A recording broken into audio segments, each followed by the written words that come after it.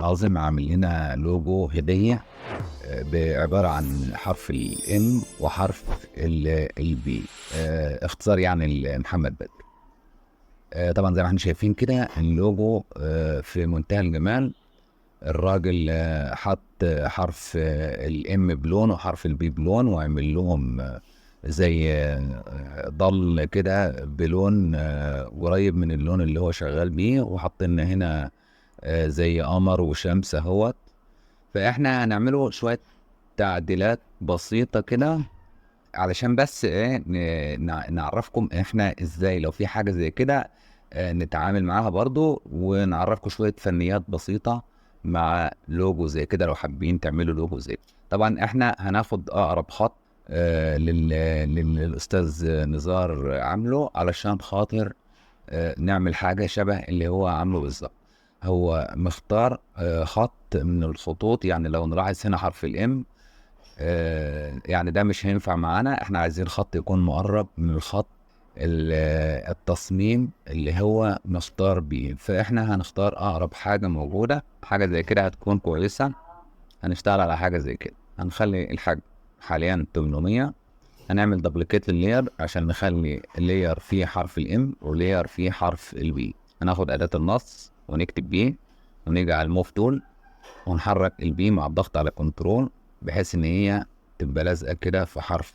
انا كده بقى كده عندي ليرين، لير لحرف الام ولير لحرف البي. هنسيب الحرفين زي ما هم ونعمل نيو فروم فيزيبل بعد ما نخفي الخلفيه. بقى معانا كده حرف الام والبي في لير واحد والخلفيه تحت منه. الاستاذ نزار هنا عامل الام لون والبي لون، احنا هنشتغل هنا هنخليهم الاثنين في لون واحد. هنعمل دبليكيت ونقفل واحد ونشتغل على التاني. احنا كنا بنقول ان احنا هنشتغل بالجريدينت، الجريدينت اللي هو التدرج اللوني، بس انا بعد ما فكرت قلت ان انا هاخد اي لون من دولت او اي خلفيه من دولت واشتغل عليها، ممكن تكون اظرف من الجريدينت، والجريدينت برضه هنشتغل فيه في محاضرات تانية. فاحنا هناخد لونين من دولت نجرب عليهم الاحسن معانا هنشتغل بيه. نعمل سكيل،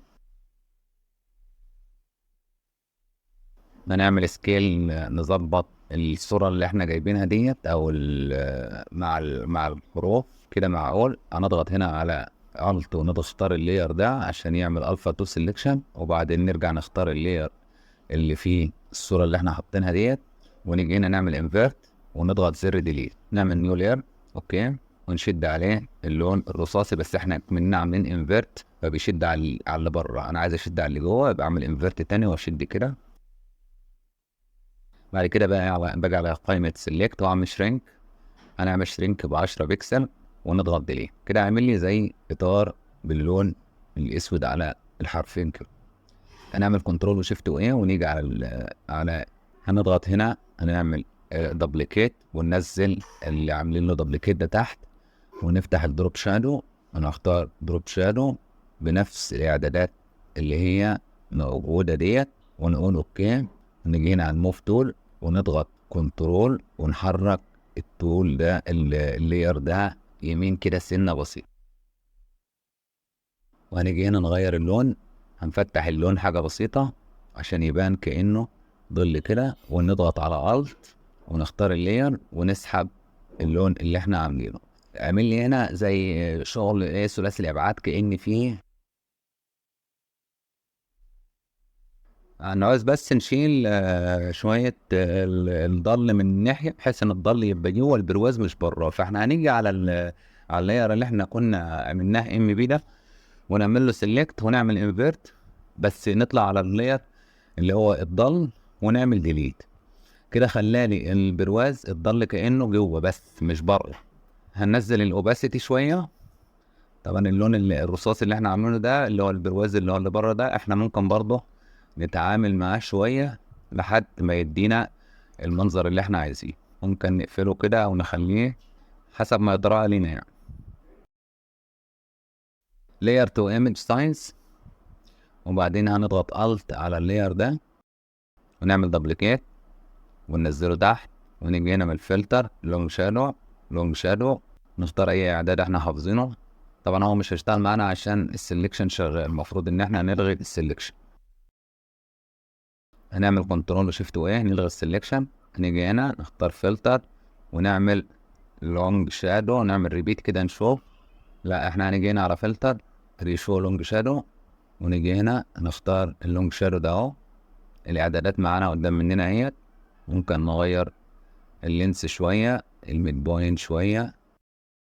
احنا هنشتغل نلعب في الاعدادات ديت لحد ما يدينا افضل صورة او افضل شكل احنا عايزينه. خلينا نغير ديت، نخليها فيدنج كده. خلينا نخليه فيدنج، انا شايف ان فيدنج ملائم. اوكي، هنعمل دبليكيت هنا كمان مرة علشان يبان بس الظل بتاعنا. ممكن نعمله هنا الاوباسيتي ننزله سنة. انا شايف ان هو كده مناسب. هناخد نيو فروم فيزيبل ونطلع الخلفية ديت فوق. خلينا نحط اللي احنا عملناه ده على صورة عشان نشوف الشكل العام هيكون عامل ازاي. هنختار اي صورة او صورتين من هنا نجرب عليهم. نسحب الصور على البرنامج ونعمل كونفيرت. دي صورة جلد، دي مش نافعين مش عايزينها. ودي صورة خشب. خلينا نعمل لها سكيل ونشوف. هنيجي هنا نكتب 1920 ونعمل سكيل، ننزلها هنا. خلينا نعمل سكيل دي كمان، نكتب 1920.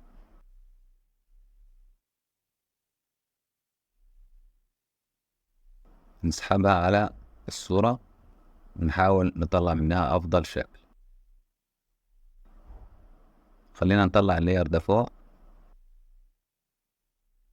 وخلينا نيجي على الموف تول ونحرك اللاير اللي احنا عاملينه ده. تعال على اللاير اللي تحت منه، وهنيجي على الاينمنت ونضغط على اللاير ونعمل له توسيط كده علشان يكون مظبوط. خلينا نيجي على ده ونعمل له layer to image size، وعلى اللي تحت منه نعمل له layer to image size. انا شايف ان ده ملائم جدا. لو جربنا اللون اللي هو الخشب الاحمر ده ونشوف كده نلعب في المود كده، بس هو كده مش ظابط معانا. هنلعب في المود على اللاير التاني لحد ما نلاقي افضل حاجة كده. سيبنا.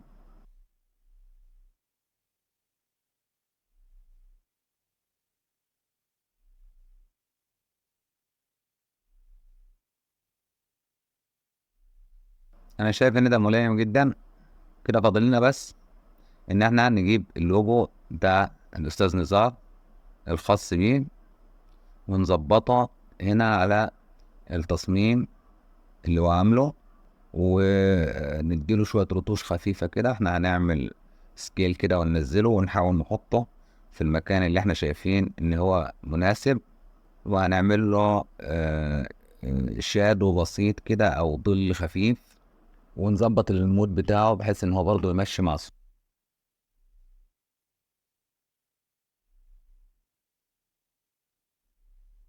وبكده هيكون اللوجو بتاعنا انتهى. ده تعديل بسيط على اللوجو اللي عامله المستر نزار. طبعا احنا ما بنعدلوش طبعا على صديقنا العزيز، ولكن احنا بنرمي بس افكار بحيث ان احنا لو في شغل زي كده ممكن نستفاد بيها ازاي بالامكانيات اللي موجودة في البرنامج باقصى استفادة مع اقل موارد في البرنامج. لان طبعا في شغل يتعمل احسن من كده بكتير جدا. بس احنا ايه بناخده بس الحاجات اللي هي البسيطة. مش هندخله بقى في فلاتر كبيرة او شغل من اللي هو الادفانسد لسه قدام شوية. احنا بنستفاد بالامكانيات اللي هي موجودة حاليا. اتمنى ان الاستاذ نزار يقبل الهدية اللي احنا عاملينها ديت، وان شاء الله نشوفكم على خير في فيديوهات جديدة. شكرا لحضراتكم.